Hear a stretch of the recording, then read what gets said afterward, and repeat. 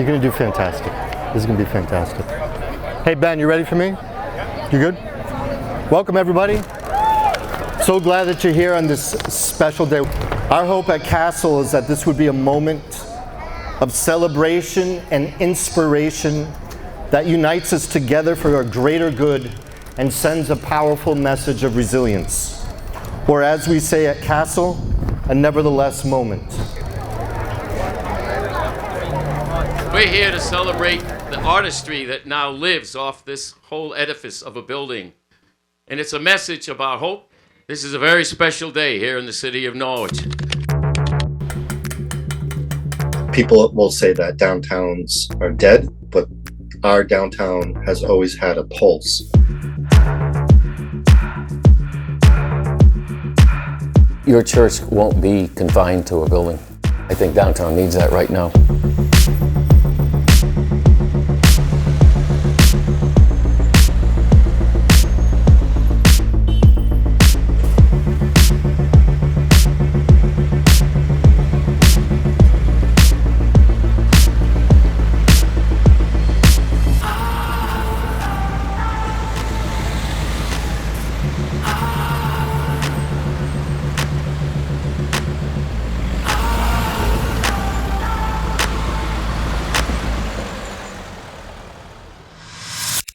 Hey, I'm Ben. Hey, I'm Ben. And I'm paying. Okay. Hey, I'm Ben Keller, and I'm a mural artist at this project, working in collaboration with Castle Church.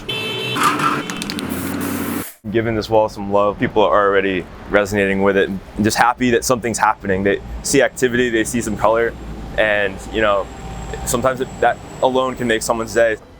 The city as a whole, it's for them. So, yeah.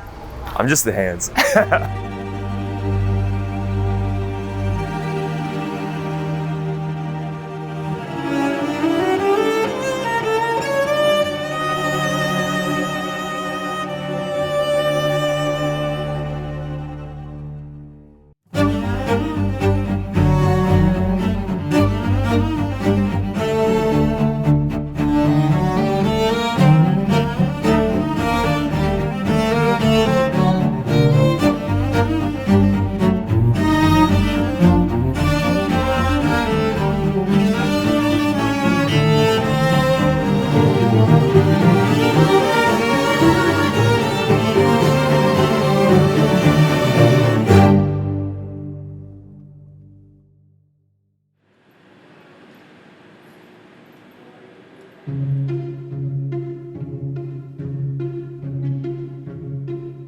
The initial thought was this place needs to be cleaned up.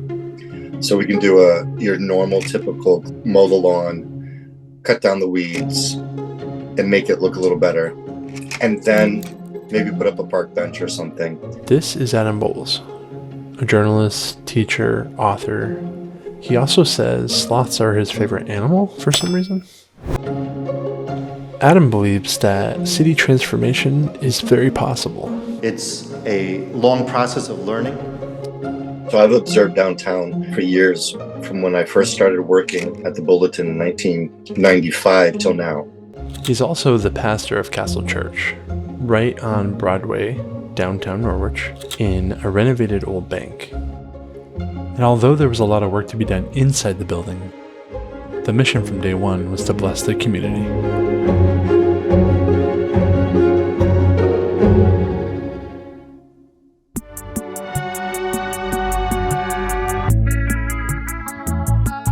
There's this space right next to our building that clearly needed a lot of love and a lot of attention. And so I began imagining what that might look like.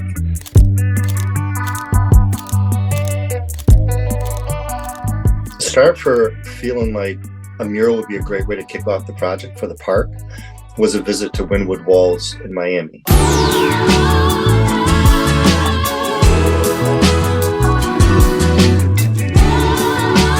Seeing that area being transformed by art and how art precedes investment was such a huge eye-opener for me, because I saw these beautiful murals. I was captivated by the story of how you had a neighborhood that was really, really run down, abandoned, but then because of the art, it just took off and has become one of the hottest properties in neighborhoods in Miami. So for us, we have this giant wall, right? This big wall that is unmistakable as far as its view as you're coming down from City Hall. Wait a minute, maybe we go and start to dream a little bigger than just a cleanup, but what could it look like if we actually maximized the space? And you visited the Prudence Crandall Museum, right? Did that have anything to do with it, or was that completely, just on your own? 100%. So that's actually a really key moment in all of it. So who are these people that will be depicted in the mural? And why them?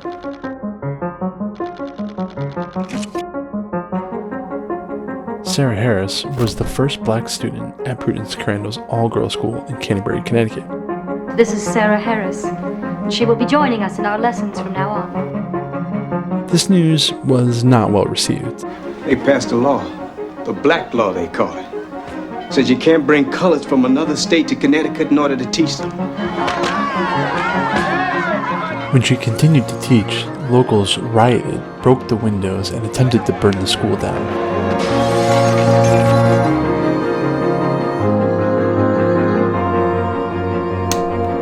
The thing with James Lindsay Smith was remembering that he has this incredible autobiography. So I dove into it. There is this explicit accounting of his escape. It's amazing.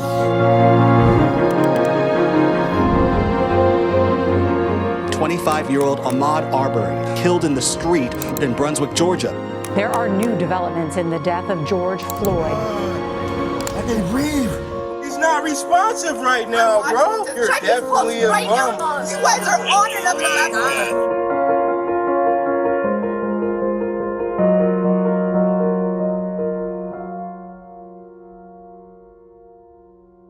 Coming under our own pressure as a church, as we began to become outspoken on some of these issues in the height of racial tension in 2020.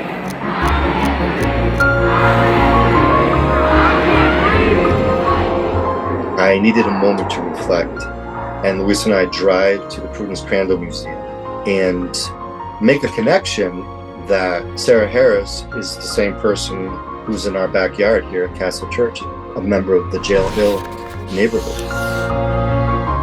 Hate is out there. I don't see it going away. It was an evolution of meeting people, of talking with people. And nobody took the time to turn around and say, hey, Caleb, you're a black guy. Have you had that experience? It began to click that these two would be the perfect people to feature in the mural. In order for Ben to paint Smith and Harris on such a large wall, we'll need to recreate their portraits entirely. I come from Haiti right after the earthquake, and before that, my mom was already passed away and left with nobody who was able to help. And I was trying to survive myself, and God opened a door for me to stay in here and provide for me, give me a family, a wife, a son, a daughter, a house, everything, a job that I can provide for those people. That's a lot for me. It's a very average 19th century man's outfit, but very intentionally. This is what we choose to portray. My message is more important than my clothing. So I am dressed today as Sarah Harris, who is a part of my history, part of my lineage. My connection to Sarah Harris is through her sister Mary. She is my great-great-great-great-grandmother. Every person has fears, and every person has obstacles. And for the everyday person, our obstacles may not be as big as what she dealt with going into that when there was so much oppression in that time and people out there who did not want Black people to succeed. And the fact that she went for it and did that is amazing to me, because it just shows you that you can get over most of the things that get in our way.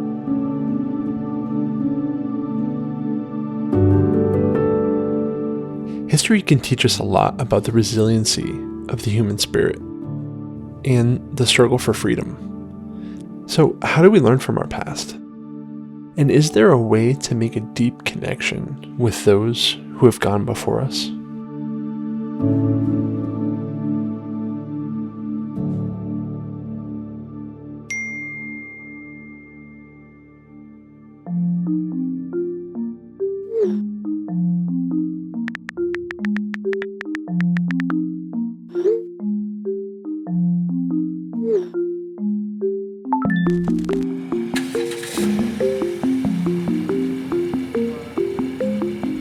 Yesterday was one of the most vulnerable moments for this whole project. I still don't have a painter, and I still don't have a boom lift. I've been working on this for months. The guy's been telling me I'm gonna have one. Without it, we don't have the muralist, and then we don't have the project and all that stuff. And I have $0 in the bank account for the $35,000 for mural. So yesterday was very, very vulnerable. Good news is by the end of the day, we got the painter, we got the boom lift. We still have $0 in the bank account. But I wanted to share that because I have a strong conviction by the end of the trip, we're going to see the beginning of the money really start to come in. You got it? On this exact day, 184 years ago, James Lindsay Smith made his escape. The goal is to retrace the path he took, starting in Virginia and ending in Philadelphia, with the highest possible degree of accuracy. Not every exact mile, but rather using his autobiography as a guide to learn what it must have been like to escape slavery in America. Okay, we're at the tavern in Heathsville, Virginia. They learned that there was a slave trader from Georgia in town. They knew they had to leave. Yeah, it's like he's got minutes to figure this out. We can only imagine the courage of faith it must have taken him to journey forth in light of great fears. We can feel the power as we hold on to the light, looking through the lens of everyone that's living right. We can feel the power as we hold on to the light, looking through the lens of everyone that's living right. This was their next stop before they got onto the canoe. Is it the beaver pond? You could be able to hear that.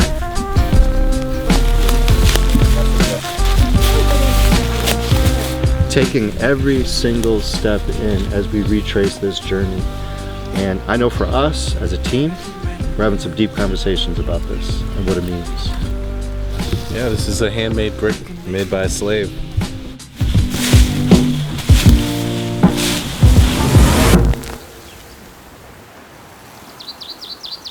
James and Zip and Lorenzo took a canoe and went out of this cove into the Cone River. It's the start of their journey to freedom by water. This is the last time they see their family and friends. Another 30 years before James Lindsay Smith makes his way back into Heathsville. Yes, right after the Civil War.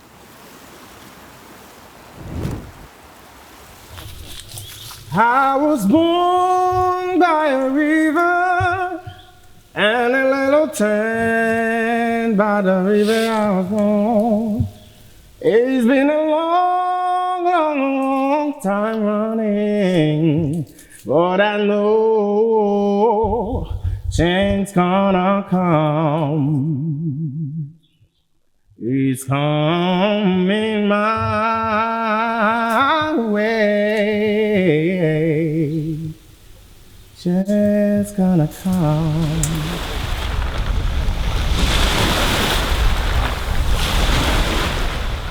They stayed in the canoe all the way to this area where we are standing now. There was a sailboat anchored out in the water. It wasn't at the dock. Because it was anchored, it made it so much easier for them to commandeer the boat.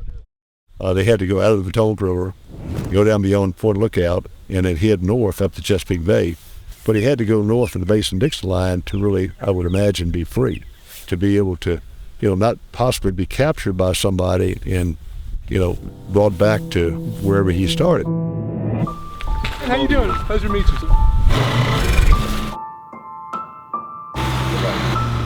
Captain Dave took us onto the choppy waters of the Chesapeake Bay. So this is the mouth of the Potomac River at Point Lookout, where it meets the Chesapeake Bay. Aboard the ship fittingly named after Smith's journey, the Escape.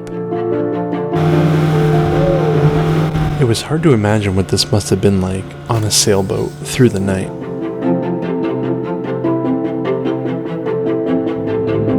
Later that evening, we found ourselves graciously hosted at a local inn in Newcastle, Delaware.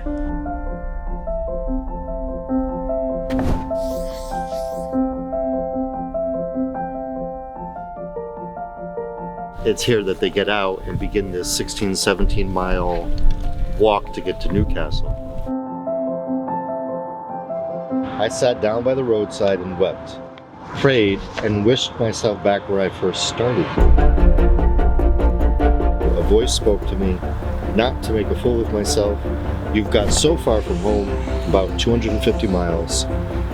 Keep on toward freedom. And if you are taken, let it be heading toward freedom. I then took fresh courage and pressed my way onward towards the north with anxious heart. James Lindsay Smith, overwhelming likelihood is he would have been here to take the boat to get to Philadelphia. Tomorrow we're going to be able to pick it up from this point and make our way over to Philadelphia to conclude the journey.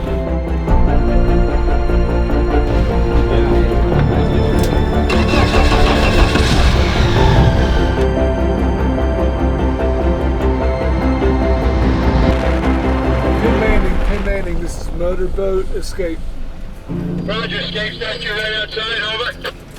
Roger that, yeah, we called the other day. We had some gentlemen we need to drop off, so I guess we need to tie up for a few minutes, and they're completing their journey.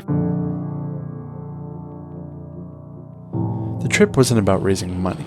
It was about putting love into action, and with every conversation, making meaningful connections with people along the way. We can't all relive James Lindsay Smith's escape, but we can connect with his story on a human level. We can identify with that struggle to overcome adversity, to flee from oppression of others, to take control of our lives by running towards freedom.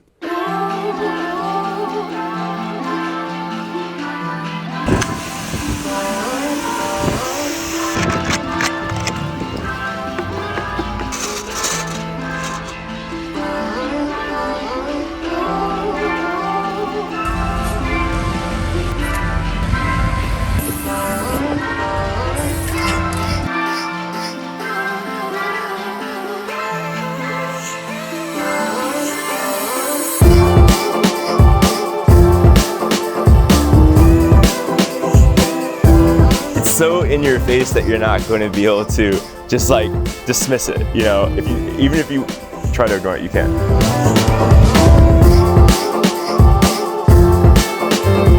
There's a line in the Sherwin-Williams products for exterior grade paint.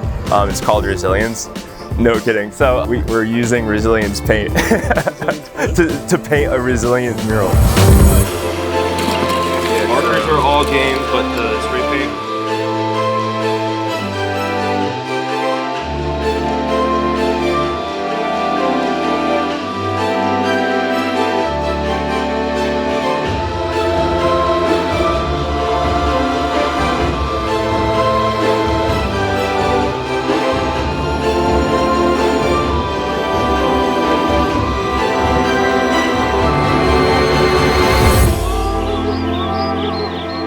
I just want people to have an encounter that they haven't experienced before. I want it to be something new.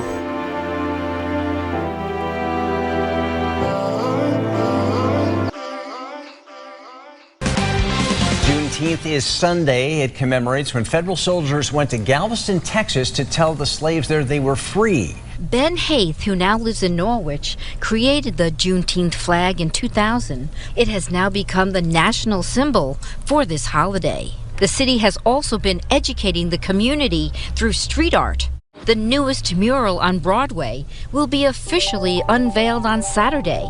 It is the very first Juneteenth national Independence Day. 1865, troops arrived in Galveston, Texas to offer the most fundamental of all rights, freedom. Many Black Americans consider Juneteenth their Independence Day, the newest federal holiday in nearly 40 years. A landmark moment in American history. The bill, of course, gaining momentum following the death of George Floyd and the racial reckoning. Juneteenth has been known by many names: Jubilee Day, Freedom Day, Liberation Day, Emancipation Day, and today, a national holiday. For more than 2 years, the enslaved people of Texas were kept in servitude. So many, though, have just bought this Juneteenth thing because, well, the culture is telling us this is cool. This is the place to be. This country, we have major addiction problems all over the place. Yet another opportunity to drink or get high. How worrying is it that more Americans seem to believe less in our founding, the promise of liberty, and Independence Day itself? If it was not for 1776, there would be no Juneteenth. When July 4th, 1776 took place, the only ones that were free from the British monarchy were our white brothers. Our white sisters couldn't vote. Native Americans, where we all get this land from, they were not free. And certainly the African Americans. Juneteenth seems an ideal opportunity for the nation to reflect on something that was incredibly traumatic, not just for Black folks in this country, but for the nation as a whole. In the face of what feels like endless controversy and division, to listen to each other's stories is the place where change can begin. As they say, a change is going to come, right?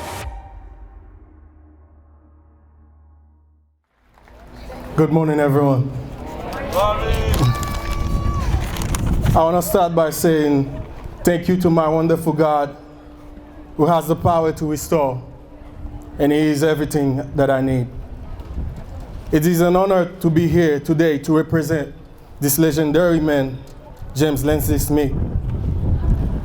And reading his autobiography and following the step that he took to escape slavery with my fellow brothers, Jono, Caleb, Alex, and Adam, I learned from his faith, from his perseverance, and his thirst for freedom. I was most impressed by his determination to be a good person, not letting his past define his present character. In his autobiography, James Lindsay Smith encourages us to give our heart to wisdom, restraining ourselves from selfishness, and living for the good of others. I can see how we share a common story. For him, it was escaping slavery to freedom and to a better life in Norwich. And for me, it was leaving my country, Haiti, after a devastating earthquake that killed more than 300,000 people, and to seek a better life here in Norwich. Today is the day that I will never forget. Thank you all for being here to share this memorable moment of his story.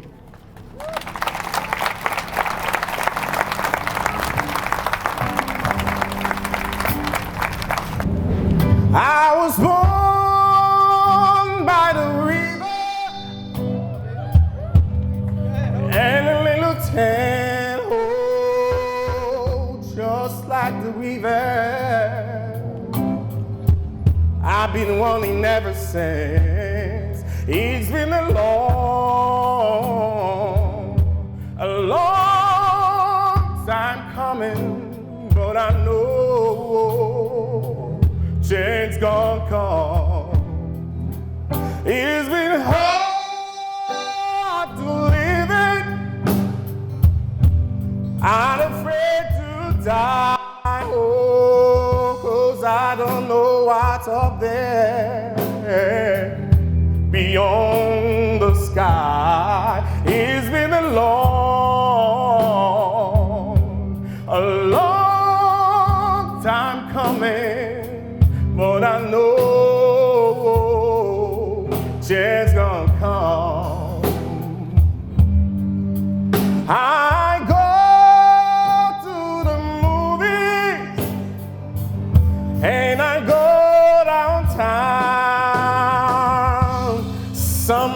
keep telling me,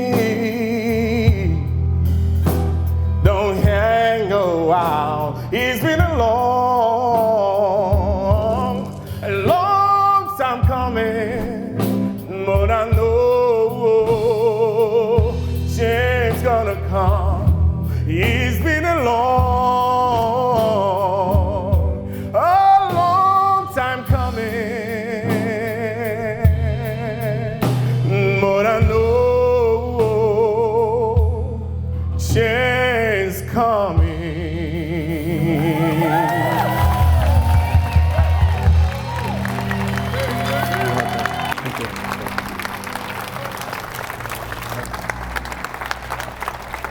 Jubilee, a joyous celebration of freedom. When Ben started preparing the wall for the mural, he noted the symbolic significance of the years of layers of paint that was finally coming off to make way for something new. Welcome. Hey, how are you? Let's not stop with one wall. Soon, Yale Urban Design Workshop with community input will begin work on design plans that we hope will be completed in the spring, then funding, then construction. Let's work together to create a generational space here on this site with an impact that reaches beyond our beloved downtown and to other places in desperate need of hope.